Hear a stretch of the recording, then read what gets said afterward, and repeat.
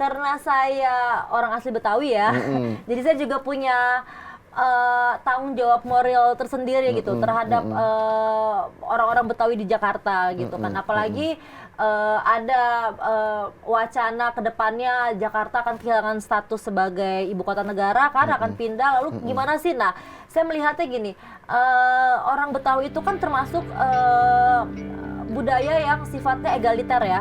Jadi kita menyerap dan menerima banyak pengaruh dari luar, banyak masukan dari luar yang pada akhirnya berdampak kita terpinggirkan.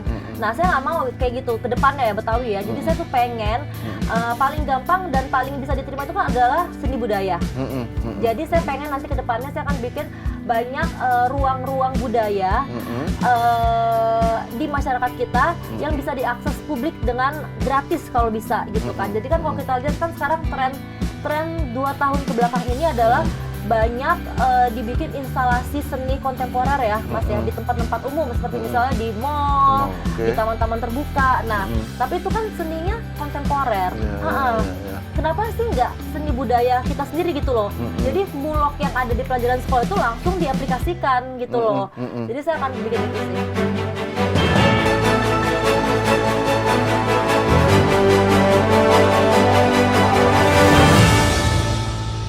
Assalamualaikum warahmatullahi wabarakatuh. Salam sejahtera buat kita semua. Om Swastiastu, Namo Buddhaya, Salam Kebajikan. Halo Sobat Warta Kota, jumpa lagi dalam program Jakarta Memilih bersama saya, Suprapto Sastro Atmojo. Kali ini saya akan ngobrol-ngobrol dengan tamu kita yang biasa dipanggil Po Wilma. Nama lengkapnya Gre Vilma Kurniati Pertiwi. Ini namanya Gre Vilma Kurniati Pertiwi. Kalau Kurniati Pertiwinya ini dekat-dekat ejaan Jawa, gampang diingat. Kalau Gre Vilmanya ini agak aneh ini. Orang Betawi tapi namanya Gre Vilma. Mungkin bisa jelasin dulu nih seputar nama Gre Vilmanya itu. Penamaannya ya sejarahnya. Oke, terima kasih ya Mas Prapto. Jadi itu sebenarnya gabungan nama orang tua saya. Jadi Grace dan Cevi gitu. Ya mungkin Betawi kan semakin kesini kan pemikirannya semakin terbuka kan. Jadi ya mulailah ada serapan-serapan dari luar. Jadi namanya lebih unik gitu. Oh, bayangan saya kalau nama Betawi itu kan kalau nama laki-laki ya misalnya Boan, Marasan, Marasin, Mamat, Yusuf, Hanapi, misalnya kayak gitu. Kalau boleh tahu nama ayahnya siapa kok bisa jadi singkatannya Gre Vilma? Cevi. Cevi. Oh, ada juga ya orang Betawi namanya Cevi, keren. Ada. Oke. Nah, sebelum kita ngobrol-ngobrol lebih jauh, Po, silakan Po memperkenalkan diri lebih lengkap. Siapa Po Wilma ini, kemudian apa yang bisa ditawarkan buat warga Jakarta? Oke, terima kasih. Ya, selamat siang. Terima kasih banyak teman-teman dari Warta Kota dan juga Mas Prapto atas undangannya hari ini. Jadi, perkenalkan saya Gre Vilma Kurniati Pertiwi. Harus diingat ya Gre Vilma karena itu yang nanti ditulis di kartu surat suaranya kan. Panggilannya Mpok Wilma. Kenapa dipanggil Mpok? Karena memang saya asli Betawi. Jadi ayah saya itu Betawi Kebon Kacang, Gang Masjid Tanah Abang. Lalu mama saya itu Manado Ambon. Jadi memang mix ya gitu. Nah, saya sekarang berprofesi sebagai seorang akademisi. Saya akademisi dari salah satu kampus negeri besar di Indonesia. Dan sekarang saya sedang fokus untuk menyelesaikan studi doktoral saya S3. Mohon doanya ya Mas Prapto, mudah-mudahan akhir Juli ini saya bisa sidang promosi terbuka, insya Allah, jadi dapat gelar doktor. Background pendidikan saya itu S1, S2, S3, semuanya ilmu politik. Memang fokusnya ke politik internasional ya, bukan politik domestik gitu. Dan selain sebagai seorang akademisi, saya juga sebagai seorang aktivis sosial, Mas, gitu. Jadi saya itu sudah sebagai sukarelawan atau volunteer ya, itu sudah sejak tahun 2004. Sudah lama sekali. Jadi memang dunia sosial itu memang dunia yang sangat sesuai dengan passion saya gitu. Jadi dan kebetulan alhamdulillah sejak tahun 2014 saya sudah mendirikan yayasan sosial saya sendiri, namanya Dobri Narot Indonesia. Gitu. Apa tuh Dobri Narot Indonesia ini? Aneh lagi, nama film aneh, yayasannya juga aneh. Kalau tarot ada tuh yang biasa itu, ya Cici Yolanda ini biasanya tuh, main tarot. Nggak familiar ya, Dobri Narot. Jadi Dobri Narot itu tuh dari bahasa Slavik, bahasa Rusia. Kenapa bahasa Rusia? Karena saya beberapa waktu yang lalu sempat kuliah S2 di Rusia. Di Saint Petersburg. Saya ngambil ilmu politik juga di situ. Jadi Dobri itu artinya baik dan Narot itu artinya orang atau bangsa. Jadi ya bangsa yang baik, orang yang baik gitu. Nah, ini yayasan sosial saya ini sudah berjalan sejak tahun 2014. Memang isu utama yang kita fokuskan itu adalah di bidang pangan, ketahanan pangan, lalu isu-isu disabilitas sama lingkungan hidup. Gitu, Mas. Nah, sekarang Mpok Wilma ini kan dosennya ibaratnya ya, profesi ininya ya. Kemudian akan beralih profesi menjadi seorang politisi. Kira-kira apa yang menggerakkan hati Mpok Wilma ini pindah haluan lah ibaratnya begitu? Jadi sebenarnya keinginan untuk menjadi politisi atau bisa dibilang terjun ke dunia politik praktis ya, itu ada, tapi mungkin tidak ada waktu dekat. Tadinya seperti itu. Tapi ketika kurang lebih 2 tahun terakhir ini banyak jalan yang membuka saya untuk bisa aktif lebih lanjut lagi menjadi seorang politisi ya. Saya pikir kenapa nggak diambil gitu kesempatannya kan gitu. Jadi kenapa sih mau jadi politisi gitu ya? Karena dengan background saya sebagai seorang pendidik ya, bisa dibilang gitu kan, pendidik akademisi, saya punya beban tersendiri untuk bisa memberikan pendidikan politik yang benar ke masyarakat kita, Mas. Jadi saya pengen masyarakat Indonesia itu bisa tahu dan mengerti gimana sih sebenarnya demokrasi yang baik dan benar itu seperti apa gitu loh. Gitu. Jadi memang harus ada sosok yang memang punya kapabilitas dengan background ilmu yang mumpuni di bidang ilmu politik yang bisa memberikan contoh tersebut ke masyarakat kita gitu. Jadi supaya ya kedepannya diharapkan kan demokrasinya bisa semakin lebih baik lagi gitu. Nah, Mpok Wilma ini kalau berdasarkan catatan yang saya baca itu akan menjadi caleg dari Partai Nasdem. Iya, benar sekali. Sebelumnya kan belum pernah aktif di partai politik ya. Belum, ya itu. Mungkin bisa diberikan penjelasan kenapa milih Partai Nasdem misalnya. Kenapa nggak biasanya orang Betawi kan cenderung partai yang agak agamis atau apa misalnya gitu ya. Jadi ini sebenarnya ada 2 jenis alasan ya. Alasan pertama itu lebih bersifat personal. Jadi memang jujur yang menarik saya masuk Nasdem itu adalah kolega senior saya di UI gitu. Jadi ada beberapa kolega senior saya di sana yang cukup, saya melihatnya mereka itu cukup konsisten dan persisten. Jadi mereka sebenarnya cukup lama ya membujuk saya untuk akhirnya saya setuju untuk masuk Nasdem. Itu alasan personal. Lalu kalau untuk alasan yang profesionalnya, karena ya itu satu, saya melihat dari sekian banyak parpol, menurut saya memang sejarahnya saya lihat punya aset-aset yang bagus ketika mendirikan dari awal ya, dari masih menjadi ormas gitu kan. Nasdem ini kan didirikan oleh salah satu pendiri media grup yang besar di Indonesia ya. Jadi saya melihat mereka punya banyak sekali aset para jurnalis di balik itu ketika dari masih jadi ormas sampai akhirnya jadi parpol. Itu satu. Jadi saya melihat para jurnalis inilah sebenarnya punya kompetensi dan kapabilitas yang bagus gitu ketika nanti akhirnya Nasdem berubah menjadi parpol. Lalu yang berikutnya adalah karena saya melihat terkait kaderisasi terhadap perempuan, Nasdem termasuk bagus. Jadi saya lihat dari awal Nasdem berdiri, dari ormas jadi parpol, lebih dari 30% fungsionaris saya itu perempuan semuanya. Jadi saya melihat wah ini cocok nih sebagai seorang perempuan, seorang akademisi, ya tepatlah saya melabuhkan pilihan saya ke Nasdem gitu. Mpok Wilma juga termasuk bakal calon anggota legislatif yang banyak menyoroti masalah-masalah perempuan. Iya, benar. Kalau dalam pandangan Mpok Wilma tuh perempuan Jakarta itu seperti apa sih? Apa perempuan yang misalkan suka flexing, atau perempuan yang masih menjadi korban KDRT, atau perempuan yang seperti apa nih kalau dalam pandangan Pak Wilma nih? Imbang. Oh, Jadi imbang. imbang. Jadi ada sebagian wilayah Jakarta yang memang saya melihat ya istilahnya kalau tadi bahasanya Mas kan yang perempuan yang masih jadi korban KDRT. Tapi ada juga sebagian wilayah Jakarta yang memang perempuannya itu adalah yang tanda kutip lah hobi flexing gitu. Jadi ada dua posisi perempuan tersebut ada di Jakarta. Tapi yang mau saya titik beratkan adalah di Jakarta itu kaum perempuan punya lebih banyak akses dan kesempatan yang terbuka ya untuk bisa menjadi lebih maju lagi. Jadi sayang kalau hal tersebut tidak dimanfaatkan dengan baik gitu loh. Beda dengan halnya kalau kita melihat perempuan di daerah. Kalau di Jakarta kota besar itu kesempatan bagi perempuan untuk menjadi lebih baik, lebih maju ya.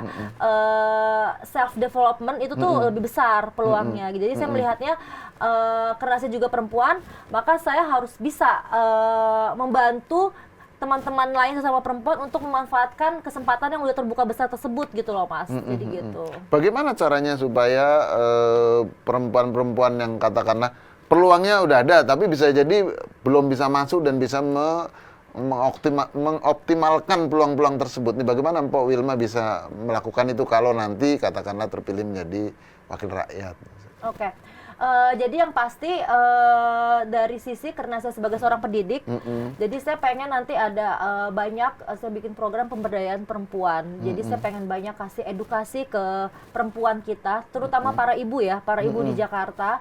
Saya ingin kasih mereka edukasi terkait finansial terutama. Karena saya melihat perempuan yang mandiri secara finansial, dalam arti dia punya kemampuan untuk independen ya, jadi tidak tergantung sama suami dari segi keuangan, itu akan lebih berdaya dan sejahtera gitu. Jadi nggak mesti dia harus istilahnya punya penghasilan sekian menyamai suami, nggak mesti. Yang penting dia merdeka secara finansial, itu udah cukup gitu. Dan minimal dia tahu gimana sih cara mengelola keuangan rumah tangga yang baik dan benar gitu loh. Jadi nggak cuma sekedar pos-pos, oh ini pos untuk di dalam internal dapur misalnya, atau ini pos untuk ditabung, tapi lebih dari itu gitu. Bagaimana cara menjadikan perempuan-perempuan itu mandiri secara finansial atau mandiri dari ketergantungan suami, kalau misalkan dia sekarang statusnya hanya sebagai ibu rumah tangga misalnya? Apakah dia akan dibukakan lapangan pekerjaan atau diajari supaya menjadi pengusaha atau apa? Oke, yang pasti saya mau para perempuan itu melek financial management gitu. Jadi mereka tahu gimana cara mengelola keuangan yang baik gitu loh. Karena kan kalau isu perempuan ya Mas ya, kalau saya lihat kan kebijakan kalau pemerintah bikin kebijakan misalnya lah kebijakan nasional terkait BBM, itu dampaknya langsung menyentuh unit terkecil rumah tangga loh, iya kan? BBM naik, otomatis istilahnya anggaran belanja bulanan segala macam juga berpengaruh besar, jadi gonjang-ganjing. Nah itu gimana cara perempuan menghadapi itu ya, dengan mereka harus tahu gimana cara financial plan yang bagus tuh seperti yang baik tuh seperti apa gitu loh. Jadi nggak kalang kabut, nggak ini, dan jadi udah tahu nih backup plan-nya A, B seperti apa. Oh kita mau bikin usaha, oke seperti ini. Nah jadi seperti itu loh Mas, maksud saya mandiri secara finansial gitu, melek finansial. Oke, itu salah satu program. Program lainnya untuk perbaikan Jakarta ke depan. Oke. Apalagi kira-kira Mbak Wilma? Itu karena saya perempuan, maka tadi programnya terkait perempuan. Lalu sekarang karena saya sebagai seorang akademisi, pendidik. Jadi saya juga fokus concern terkait pendidikan anak-anak muda di Indonesia, di Jakarta. Jadi khususnya para pelajar, Mas. Jadi saya melihat usia-usia pelajar ini kan usia di mana energi, semangat tuh lagi membuncah ya, lagi tinggi-tingginya lah. Jadi sebenarnya butuh banyak program, kesempatan untuk para pelajar ini supaya mereka bisa mengembangkan diri lebih baik lagi. Bentuknya apa sih yang konkretnya ya? Jadi misalnya saya akan bikin banyak kelas-kelas self development untuk anak SMA maupun SMK, terutama lagi SMK. Karena kan kalau SMK itu kan bisa dibilang orientasi ketika lulus adalah bekerja. Nah, sebaiknya jangan hanya bekerja, membuka lapangan pekerjaan gitu loh. Jadi nanti di kelas-kelas self development ini nanti kita akan kasih banyak banget cara dan tips-tips untuk para pelajar ini. Gimana mereka how to create your future. Untuk kedepannya seperti apa nih? Akan buka lapangan pekerjaan, lalu step by step-nya seperti apa gitu loh. Lalu kalau untuk yang anak SMA-nya misalnya, gimana cara untuk tahu passionnya nanti ketika kuliah tuh seperti apa, supaya mereka meminimalisir salah pilih jurusan. Karena kebanyakan saya melihat lulusan yang pada akhirnya ketika mereka lulus itu nggak langsung bekerja, didasari oleh satu itu, salah pilih jurusan. Jadi mereka baru tahu passionnya segala macam ketika mereka udah menjelang mau lulus. Kalau nggak salah kan sarjana yang bekerja sesuai dengan jurusannya kan tidak lebih dari 20%, Po. Banyak kan, ya tadi contoh lah, misalnya ada teman dari sastra tapi bekerjanya di dunia lain. Misalnya ada lulusan sarjana ekonomi, bisa jadi dia menjadi wartawan, misalnya kayak gitu. Kan memang tidak, pekerjaannya tuh seringkali tidak sesuai dengan gitu ya? Jurusannya. Kecuali kalau dosen mungkin harus linear. Tapi kan mereka bekerja, bukan bukan membuka pekerjaan itu loh, poinnya di situ. Ketika mereka bisa membuka pekerjaan kan dampaknya, efek dominonya akan kemana-mana, ke ekonomi dan sebagainya gitu. Jadi itu lebih, kalau menurut saya sih lebih efektif ya. Gitu. Self development untuk pelajar ya. SMK.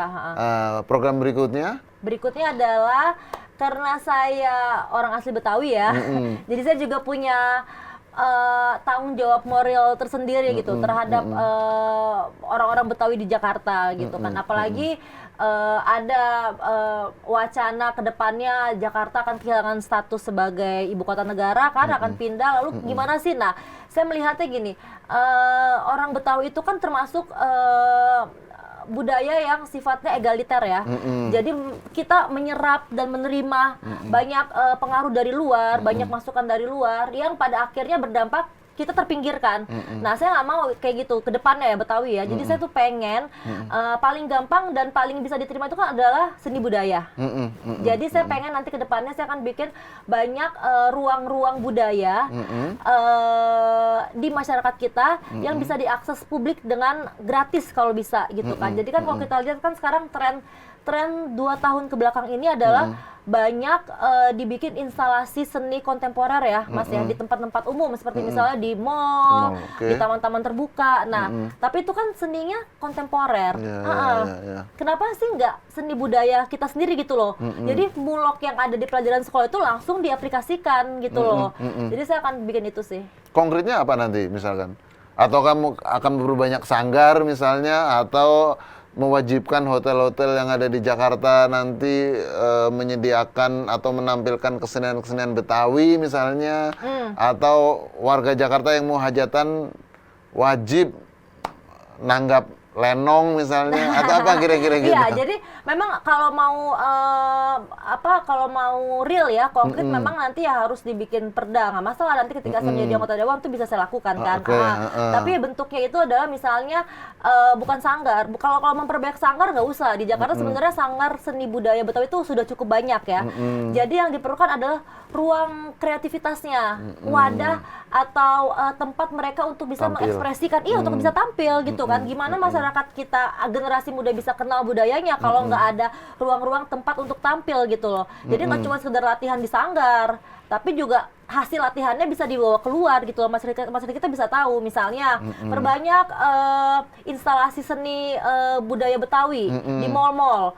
Jadi nggak cuma sekedar kontemporer yang, jujur saya bukan orang seni, tapi kalau saya melihat seni yang garis-garis aja dengan bentuk atau pola seni Betawi yang sangat kaya beragam kan beda. Saya sih akan jauh lebih tertarik yang beragam ini ya. Jadi seperti itu misalnya. Apakah misalkan nanti Mpo Wilma akan mendorong misalnya mulai dari pemerintahan lah, di kelurahan kalau akan memperingati hari-hari tertentu dia harus menampilkan kesenian-kesenian Betawi misalnya itu wajib, begitu. Itu wajib. Atau misalnya hotel-hotel di Jakarta, restoran-restoran itu wajib harus ada ornamen Betawinya di dalam dekorasinya mereka, interiornya mereka. Jadi seperti itu juga salah satunya. Terus misalnya memperbanyak di mall-mall instead of bikin instalasi seni kontemporer untuk istilahnya tempat selfie para pengunjung mallnya, nah bikinlah instalasi seni budaya Betawi tapi dengan konsep yang dibikin dikemasnya modern misalnya, jadi tetap menarik untuk sebagai tempat selfie misalnya, jadi kayak gitu. Sebagai anak muda Betawi, Mpok Wilma kalau melihat figur Betawi sekarang ini seperti apa sih? Kalau saya ngelihatnya sebenarnya anak Betawi yang maju berpendidikan sebenarnya udah banyak ya Mas ya. Cuman memang itu dia, karena Betawi ini kan budaya yang egaliter ya, dan sifat masyarakatnya pun juga egaliter. Jadi dalam arti kita sepertinya tuh terima-terima aja gitu loh, masukan atau budaya dari luar, dan kayak nggak ada usaha untuk menonjolkan diri kita sendiri dengan kebetawian kita gitu loh. Nah itu yang mau saya coba pelan-pelan ubah perspektifnya supaya ayo dong kita lebih mau lagi nih menonjolkan kebetawian kita gitu loh. Jadi oke, ini anak Betawi berpendidikan tinggi, lulusan luar negeri misalnya, tapi kan Betawi, tunjukkan juga Betawinya. Jadi orang tahu oh ternyata di Betawi tuh anak mudanya tuh seperti ini, nggak cuma hanya sosok Sidul misalnya, itu Sidul juga sebetulnya udah dari tahun 2000-an kan. Abis itu nggak ada lagi tuh karakter selain Dul yang anak Betawi yang maju dan modern ya kan gitu. Pak Wilma sudah menunjukkan belum dalam kesehariannya sebagai katakanlah seorang aktivis sosial maupun sebagai seorang akademisi gitu, sudah membawa kebetawiannya? Oh iya, jadi saya itu hampir setiap hari saya itu lebih suka mengenakan kebaya encim. Kebaya encim, oke. Cuman memang kebaya encim yang modif ya, tapi kalau orang lihat bisa lihat itu kebaya encim gitu kan, itu satu.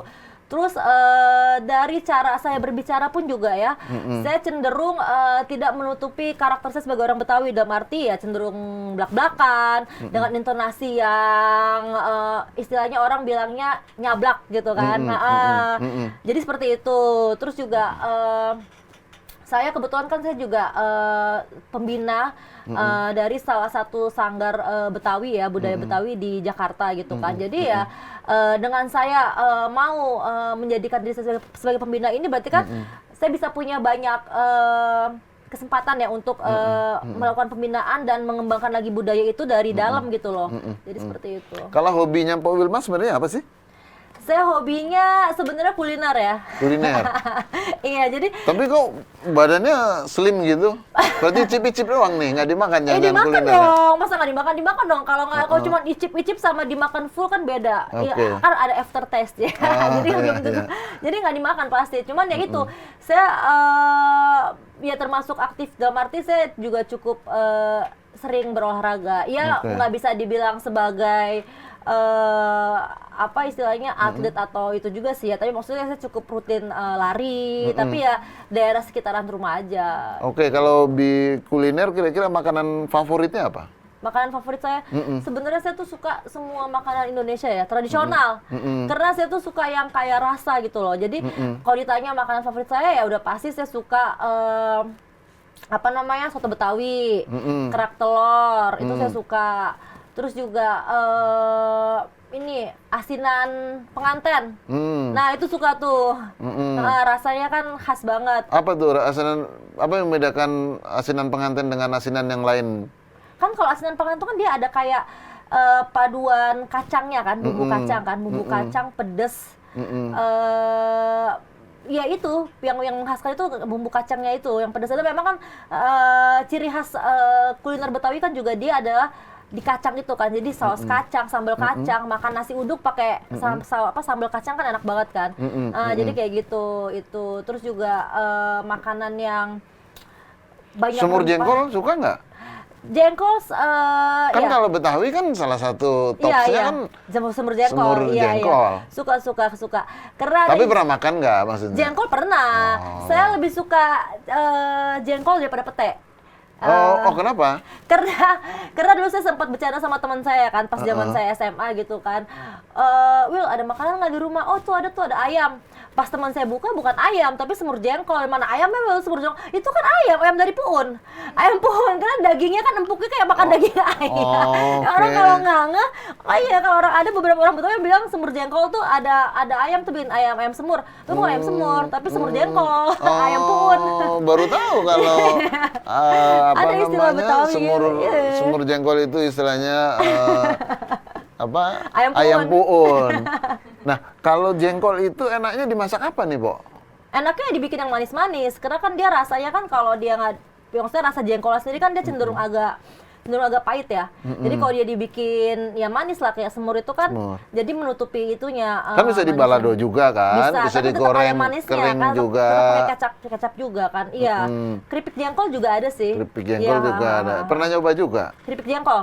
Jarang, saya jarang ketemu sama orang yang jadi yang paling pernah dicoba dan bisa nikmati baru semur jengkolnya. Kalau dari jengkol iya. Balado belum. Terus ini ada lagi pecak gurame. Oh, pecak gurame oke. Iya. Ya itu, tapi itu sekarang saya lihat udah jarang ya orang yang istilahnya bisa bikin makanan pecak gurame yang rasanya otentik. Oh, ada beberapa restoran Betawi yang menurut saya pecak guramenya oke. Tapi justru carinya kalau mau yang bener-bener otentik, carinya tuh rumah makan Betawi yang nggak besar, yang kecil gitu. Ada satu favorit saya itu rumah makan Betawi di daerah, tapi ini bukan daerah dapil saya, di Jakarta Barat, di Srengseng ada itu dia bikin pecak guramenya masih khas, masih otentik. Srengseng, di daerahnya mana tuh Srengseng restorannya? Boleh juga nih? Bukan restoran, rumah makan Betawi. Ibe bukan? Bukan. Dia deket kantor kelurahan Kelapa II, Srengseng. Dekat situ. Situ mengarah ke hutan kota kali ya? Iya, mengarah ke hutan kota gitu. Iya. Nah, selain tadi asinan, semur jengkol, ada nggak makanan Betawi yang digemari lainnya? Apa ya? Itu sih ya, terutama nasi uduk ya. Kalau nasi uduk kan bisa dibilang tiap pagi ya, bisa hampir ya nggak setiap hari, tapi maksudnya tiap pagi sering lah saya makan itu. Lebih sering makan nasi uduk daripada bubur ayam. Biasa orang sarapan bubur ayam. Oke. Kalau kesenian apa yang disuka dari katakanlah kesenian Betawi mungkin? Kalau kesenian Betawi itu saya amaze-nya ya, itu adalah pantun Betawinya ya. Jujur saya nggak terlalu jago bikin pantun, karena menurut saya orang bikin pantun tuh harus orang yang cerdas banget lah, iya kan, karena kan dia ada keterkaitan kan antara baris 1, 2, 3, 4, selain rima yang sama misalnya, dan biasanya kan kalau pantun Betawi itu kan dia lucu gitu loh, itunya yang menurut saya membedakan antara misalnya pantun Betawi dan pantun Melayu gitu kan. Bisa kasih contoh nggak pantun Betawi?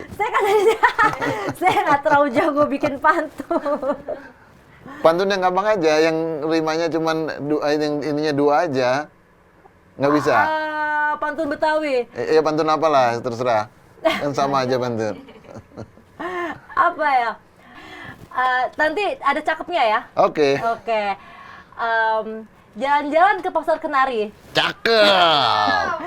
Jangan lupa pulangnya ke Kebayoran Lama. Mantap! Jangan lupa nanti di bulan Februari. Cakep! Langsung aja pilih Mpok Wilma.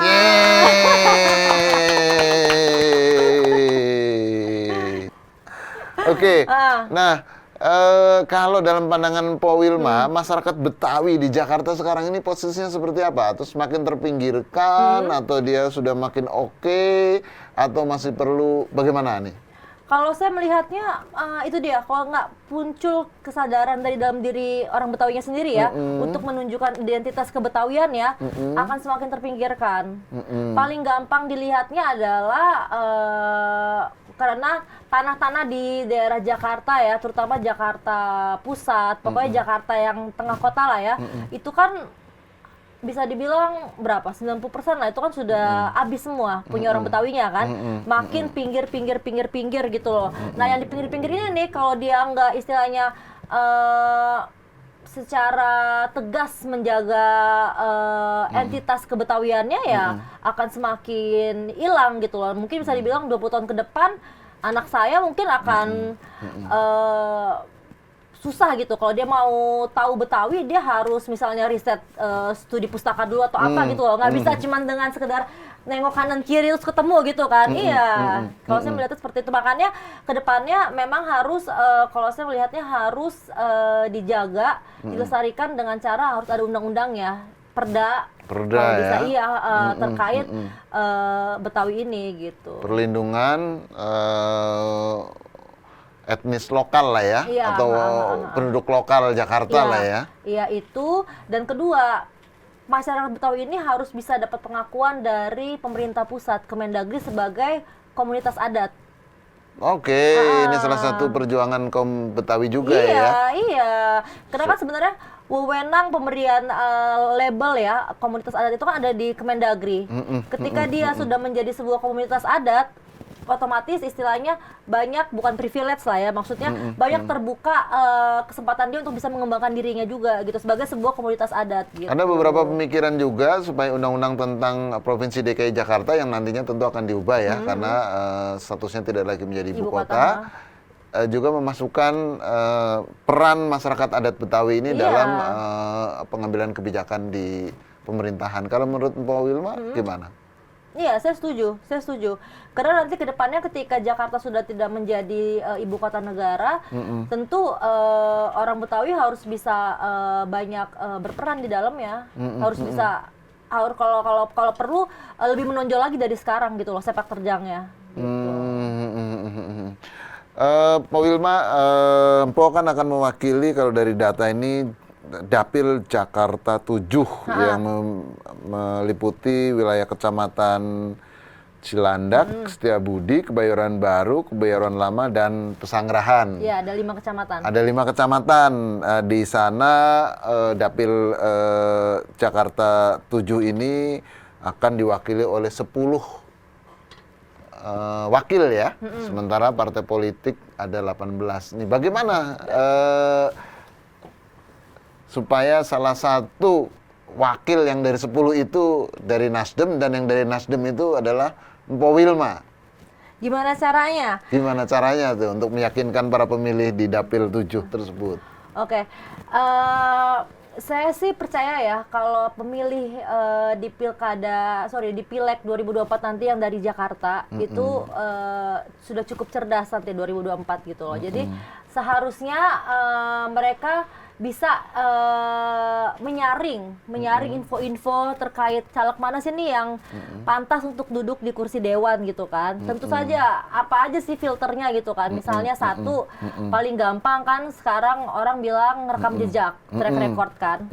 Jadi ketika mereka cari di media atau bisa mereka cari di sosmed lah, nggak usah jauh-jauh, itu terpampang jelas gitu, rekam jejaknya seperti apa gitu kan, positif atau enggak. Kalau memang positif dilihat, ada kaitannya nggak dengan misalnya, oh sudah lama bergelut di bidang sosial, kerja hasil kontribusinya terlihat jelas gitu loh, itu satu. Jadi ya caranya apa? Pertama, saya bersyukur karena saya sudah ada yayasan sosial sebelumnya dan memang yayasan sosial saya ini kan termasuk aktif ya, setiap bulan tuh pasti selalu ada kegiatan, terutama di Jakarta gitu. Jadi memang cukup banyak lah masyarakat di Jakarta, terutama Jakarta Selatan yang memang sudah tahu nih siapa sosok di balik yayasan tersebut gitu. Jadi itu jujur cukup mempermudah saya untuk bisa semakin masuk ke dalam masyarakat gitu kan. Itu satu. Terus kedua juga ya itu yang tadi saya bilang, saya mewakili kaum perempuan gitu kan. Dan saya punya impian memang perempuan tidak hanya memenuhi kuota tapi juga melebihi kuota gitu. Kalau perlu 50% dari anggota dewan tuh harus perempuan. Iya dong. Supaya apa tuh, Po? Supaya apa?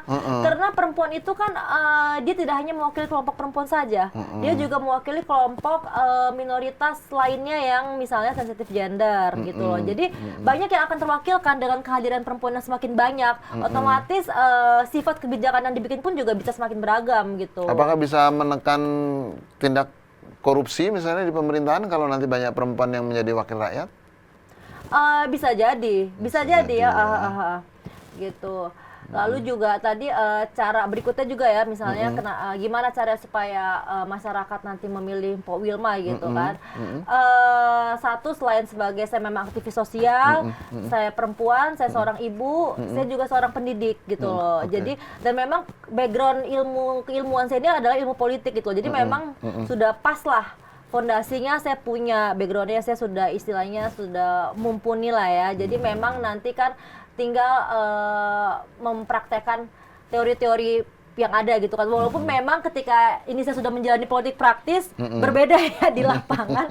Teori-teori ilmu politik itu kayaknya bagus banget di buku-buku dibaca, tapi pada prakteknya memang lebih seru lagi gitu. Justru itu akan memunculkan teori baru dong, karena ada teori yang udah dibuat ternyata berbeda dengan realitas yang ada di lapangan. Nah itulah kan dialektika itu yang bisa memunculkan teori baru kan. Saya sebenarnya sebagai akademisi ya Mas, saya tuh jadi kayak kayak terpanggil untuk bikin riset gitu loh. Tapi objeknya diri saya sendiri karena memang ini saya gemes banget jadi seperti itulah memang kenyataannya demokrasi di kita ya di Indonesia ya. Pak Wilma terakhir beberapa bakal caleg juga dia siap katakanlah mewakafkan sebagian penghasilannya sebagai anggota dewan atau gajinya untuk katakanlah membantu warga di Jakarta yang tidak mampu misalnya. Apakah Pak Wilma berpikiran juga seperti itu atau kalau saya wakafkan gaji saya nanti saya hidupnya gimana? Kira-kira. Iya, kalau saya sih melihatnya istilahnya bukan mewakafkan ya. Ya mungkin bahasa mewakafkan itu bisa menarik simpati lah. Tapi sebenarnya dengan sendirinya, karena memang saya sudah kurang lebih 20 tahun ya berkecimpung sebagai aktivis sosial, buat saya memang nanti ya penghasilan yang saya dapat, income saya sebagai anggota dewan nanti kalau saya terpilih ya akan saya kembalikan ke masyarakat dalam bentuk program-program yang memang tadi sudah saya bikin. Jadi saya tidak hanya berharap dari kinerja saya sebagai anggota dewan misalnya, itu kan pasti nanti akan ada banyak kepala di dalam kebun sirih nanti kan. Jadi nanti kalau misalnya ternyata banyak hambatannya dari beberapa program itu, saya akan jalankan sendiri di luar program-program saya sebagai anggota dewan gitu. Jadi saya akan tetap melakukan seperti yang selama ini sudah saya lakukan melalui yayasan saya, kegiatan sosial tersebut. Tentunya bisa beneficiary-nya bisa lebih besar lagi kan, bisa menjangkau lebih banyak lagi gitu. Dengan income yang saya dapat sebagai anggota dewan akan saya salurkan untuk program-program tersebut gitu. Oke, Pak Wilma punya moto hidup? Moto hidup saya benefit to others. Jadi bermanfaat bagi sesama ya. Oke, demikian Sobat Warta Kota, bincang-bincang kita dengan Mpok Wilma atau Gre Wilma Kurniati Pertiwi. Sekarang saya sudah bisa mengucapkan. Udah lancar bilangnya. Bakal calon anggota legislatif dari Partai Nasdem dari daerah pemilihan Dapil 7 yang meliputi wilayah Kecamatan Cilandak, Kebayoran Baru, Pesanggerahan, kemudian mana lagi, Bu? Setiabudi, dan ada 5 kecamatan. Kebayoran Baru, Kebayoran Lama, Setiabudi, Cilandak, Pesanggerahan. Oke, kami sudah paparkan, silakan Anda menentukan. Demikian, Assalamualaikum warahmatullahi wabarakatuh. Salam sejahtera buat kita semua. Om Swastiastu, Namo Buddhaya, salam kebajikan. Jangan lupa subscribe ya.